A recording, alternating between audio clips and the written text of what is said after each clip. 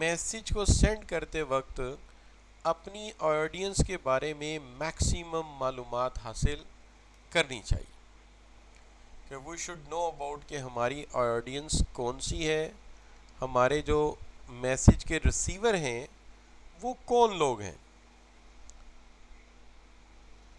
उनके मोटिव्स क्या हैं, उनकी एक्सपेक्टेशंस क्या हैं। यानी वी शुड नो, मोटिव का मतलब है मकसद, इंसेंटिव, उनके लिए क्या चीज़ इंसेंटिव हो सकती है। और दूसरी चीज़ ये है कि वो हमसे क्या तौक़ात रखते हैं, एक्सपेक्ट क्या करते हैं, ये हमें पता होना चाहिए। अगर हमें ये पता होगा तो हमारा काम थोड़ा आसान हो जाएगा, क्योंकि अगर जिस बंदे से आप बात कर रहे हैं उसकी ज़हनी सतह का पता चल जाए तो आपके लिए बात करना आसान हो जाती है। जैसे बात करते वक्त हम इस चीज़ का ख़ास ख्याल रखते हैं कि हम किसी बच्चे से बात कर रहे हैं या बड़े से बात कर रहे हैं। बच्चे से बात करने का और अंदाज़ है, बड़े से बात करने का और अंदाज़ है, तो हमें ये अंदाज़ा हो जाए कि हम किस से बात करने वाले हैं। अब ऑडियंस के बारे में जो मालूमात चाहिए वो किस हवाले से चाहिए। एक तो इस हवाले से चाहिए कि उसके ज़ाती यानी पर्सनल कैरेक्टरिस्टिक्स कैसे हैं, उसके पर्सनल कैरेक्टरिस्टिक्स कैसे हैं, ज़ाती कैरेक्टरिस्टिक। दूसरा, वो किस माहौल में काम करता है, जहाँ लेटर जा रहा है वहाँ का माहौल कैसा है। और कुछ थोड़े से उसके साइकोलॉजिकल फैक्टर्स के बारे में पता चल जाए। यानी ये तो आप समझिए कि हमने पूरी मालूमात ही ले ली ना, कि जिस बंदे को हम मैसेज भेज रहे हैं, पैगाम भेज रहे हैं, उसके शख्सी एस्पेक्ट, उसके कॉन्टेक्चुअल, उसका माहौल और उसके नफ्सियाती एस्पेक्ट, साइकोलॉजिकल, तीनों को पता कर लिया। जो उसके पर्सनल फैक्टर्स हैं उसके अंदर सबसे पहला फैक्टर ये है रिलेशनशिप। हमें यह पता होना चाहिए कि जिससे हम बात कर रहे हैं उसके रिलेशनशिप में हमारे साथ ट्रस्ट कितना है, बड़ा फॉर्मल है, डिस्टेंट रिलेशनशिप है, या बड़ा क्लोज दोस्त है, बड़ा पुराना बिजनेस का हमारा जानने वाला है, ठीक है जी। और वो किस तरह के हालात में प्रिवेल करता है, वो किस हद तक टेक्निकल जॉर्गन को बर्दाश्त कर सकता है। यानी अगर हम अपनी फील्ड के सख्त अल्फाज लिखें या टर्मिनोलॉजी लिखें तो वो उसको किस हद तक जो है वो अंडरस्टैंड कर सकता है। तो वर्क इन्वायरमेंट, रिलेशनशिप कैसा है हमारा उसके साथ, और उसकी वर्क इन्वायरमेंट कैसी है, ठीक है जी। अच्छा, उसकी एजुकेशन कितनी है, उसकी तालीम कितनी है, वो कोई मास्टर डिग्री होल्डर है, वो कोई चार्टर्ड अकाउंटेंट है, वो कोई पीएचडी है। अगर हमें पता चल जाए तो हम उसके मुताबिक मैसेज को पैटर्नाइज कर लेंगे, ठीक है जी। अच्छा, उसका एटीट्यूड कैसा है, उसके इंटरेस्ट कैसे हैं, वो कि उसका रिलीजन क्या है, कल्चर क्या है, ज़रा आसानी हो जाएगी बात में। और एज क्या है, बाज़ बातें एज के साथ साथ करनी आसान और सहल हो जाती हैं और बाज़ यंग एज में करनी मुश्किल होती हैं। तो 5 बातें हम जानना चाहते हैं। पहली बात, उसके साथ हमारा रिलेशनशिप कैसा है। दूसरी बात, उसका काम क्या करता है, वो किस तरह का उसका वर्किंग है। एजुकेशन उसकी कैसी है, उसके दिलचस्पियां किस चीज़ में हैं और उसकी उम्र कितनी है। ये चीज़ें अगर पता चल जाएं तो बात करनी आसान हो जाती है। यहाँ सवाल है, the knowledge and skills based on required for writing preparing good message. This outline audience technical knowledge is very helpful in using language, structure document and strategies for making it more persuasive. It is sportive to understand. ये sportive to understand होगा किस issue के ऊपर, शाबाश। तो ये sportive होगा, helpful होगा, शाबाश, किस चीज़ में हमारे लिए जी। तैयब, राना अरसलान कहते हैं सी। इससे हमें ये समझ आ जाएगी कि हमें टेक्निकल जॉर्गन कितना इस्तेमाल करना है। और हमारे लिए जी, शाबाश, तैयब, हफ्जा, बाकी बच्चे, मोहम्मद उमर, नूर फातिमा, जी शाबाश। तो एक तो ये पता चलेगा टेक्निकल jargon कितना इस्तेमाल हो सकता है, और दूसरा हम मैसेज को ज़्यादा इंटरेस्टिंग भी बना सकते हैं रीडर के लिए अगर हम उसके बारे में ज़्यादा मालूमात हासिल कर लें। अगर उसके बारे में ज़्यादा इल्म हो जाए हमें तो हम ज़्यादा इंटरेस्टिंग बात कर सकते हैं। ठीक है जी। इसके आगे आ गया कॉन्टेक्चुअल फैक्टर। कॉन्टेक्चुअल फैक्टर वो है कि जब हम उससे बात करेंगे तो वो किस माहौल में होगा।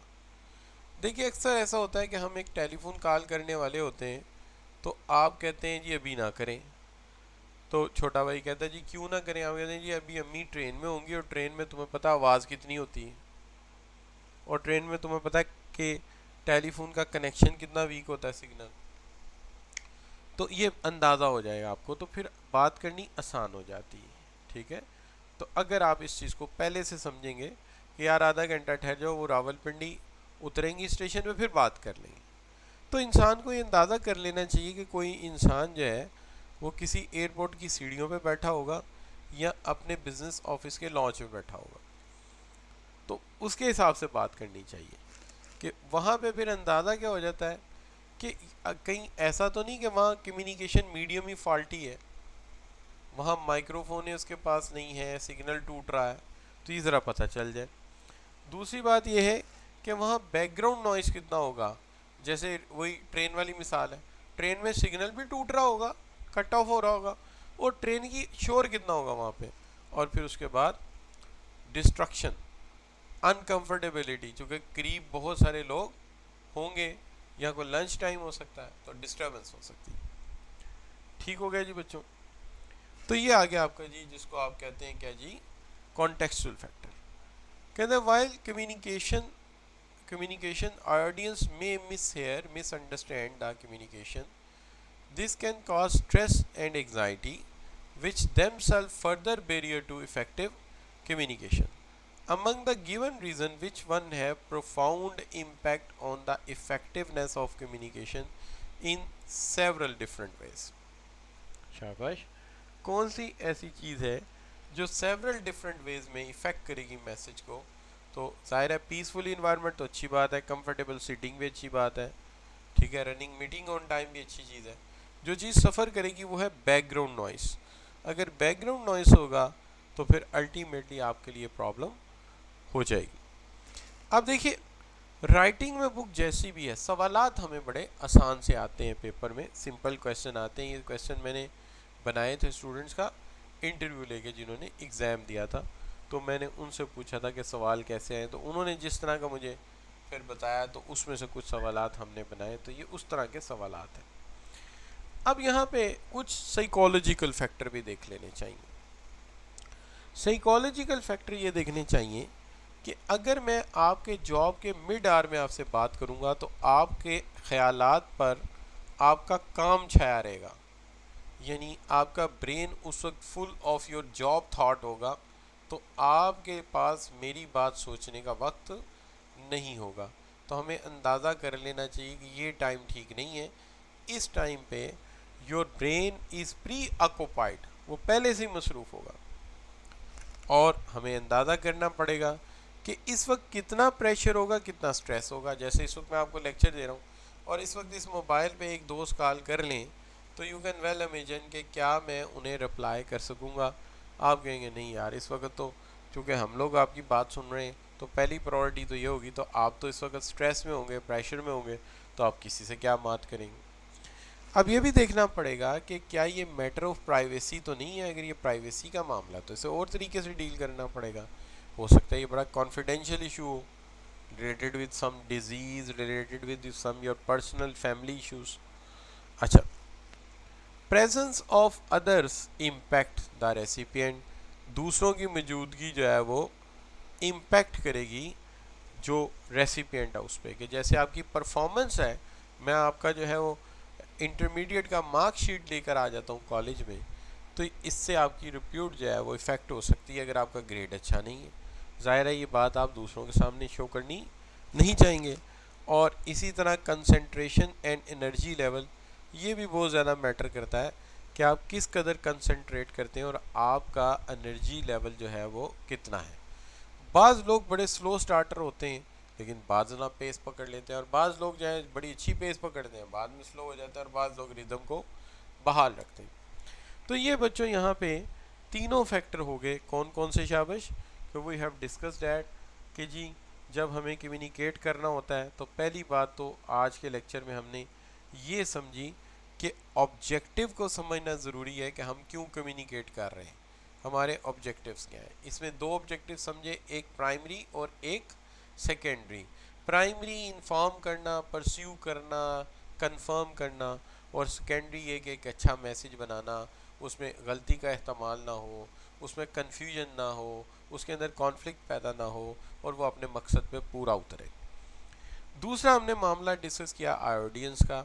ऑडियंस के हवाले से हमने बात की कि ऑडियंस के हवाले से हमें ये पता होना चाहिए कि उनके पर्सनल फैक्टर कैसे हैं।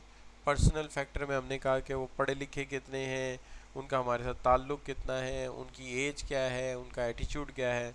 दूसरा फैक्टर हमने कॉन्टेक्चुअल रखा कि वो किस माहौल में होंगे, वहाँ पे डिवाइस सही काम करेगी, बैकग्राउंड नॉइस तो नहीं होगा। और आखिरी बात यह है कि जिस वक्त हम बात करेंगे स्ट्रेस कितना होगा, प्री ऑक्यूपेशन कितना होगा, ये मैटर ऑफ प्राइवेसी तो नहीं है।